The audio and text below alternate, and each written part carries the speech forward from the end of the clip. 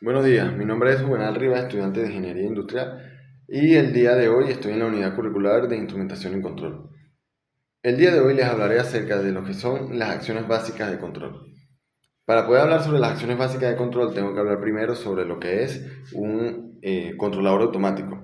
Los controladores automáticos son aquellos dispositivos que están para realizar acciones de control, obviamente, que nosotros vamos a utilizar para poder realizar el control a través de un actuador y obviamente recibir una señal de error y poder resolver todos los problemas de desviación dentro de un proceso.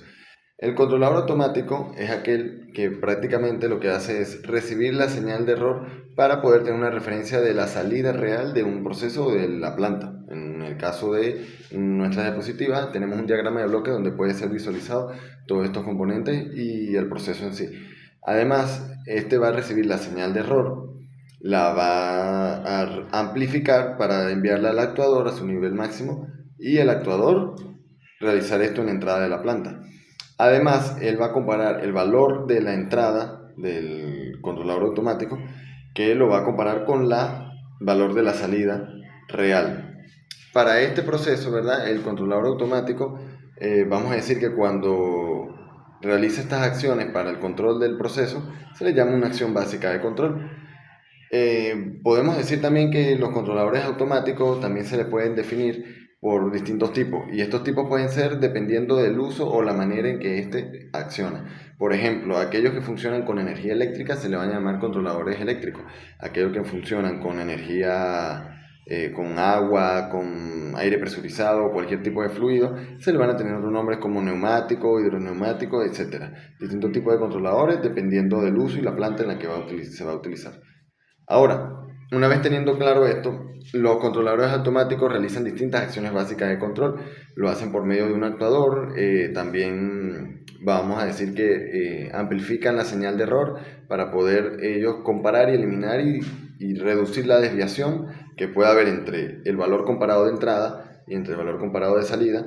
Y esa desviación que pueda haber entre ambos valores se va a reducir a cero. El controlador automático lo va a reducir a cero o lo va a minimizar lo máximo que pueda. Una vez hablado sobre esto, también todo está en la diapositiva. Vamos a realizarlo a través de diagramas de bloques donde podemos visualizar todos los componentes y los procesos en sí de lo que realiza el actuador, vamos a decir así, y de lo que realiza el controlador automático. Una vez teniendo claro esto, voy a empezar. Hay distintos tipos de acciones básicas de control. Existe la acción básica de control encendido y apagado, on-off. También existe la acción básica de control de proporcional, la acción básica de control integral, acción básica de control derivativa. Existe la acción básica de proporcionalidad e integral. Existe la acción básica de proporcionalidad y derivada o derivativa. Y la PID, que es la acción básica de control proporcional, integral y derivativa. ¿Ok? Entonces para esto podemos recalcar que la acción de control integral, la acción de control proporcional y derivativa tienden a, vamos a decir,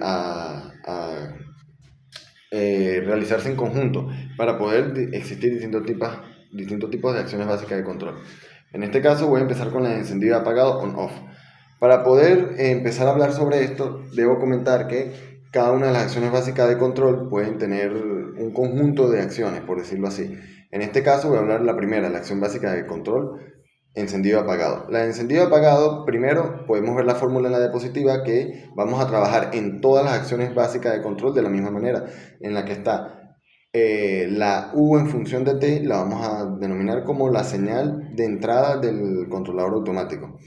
Y la E en función de T es la señal de error que recibe el controlador automático y en función de la comparación de estas dos vamos a obtener la fórmula siguiente que podemos ver en la diapositiva, que también en todas las acciones básicas de control va a estar también su función, vamos a decir, su fórmula transformada a Laplace.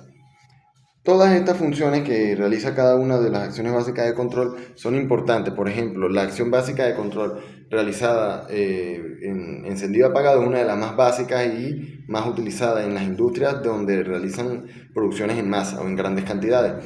Esta es muy sencilla. Hay una pequeña, vamos a decir, desviación, o no desviación, sino diferencia, un diferencial entre las dos U. o lo que vamos a llamar como entrada del actuador, vamos a decir, del actuador no, del controlador automático. Esta pequeña desviación o diferencia es la que debemos tomar en cuenta al realizar los cálculos en la acción básica. Y esto lo podemos observar en la diapositiva como en el diagrama de bloque. Existe uno donde en el controlador automático están las dos U en una sola y donde se separen U1 y U2. El diferencial de esta es la desviación que tenemos que buscar eliminar. Ahora, una vez realizado esto, voy a hablar sobre lo que sería la acción básica de control proporcional. En este caso sigue siendo la misma fórmula donde U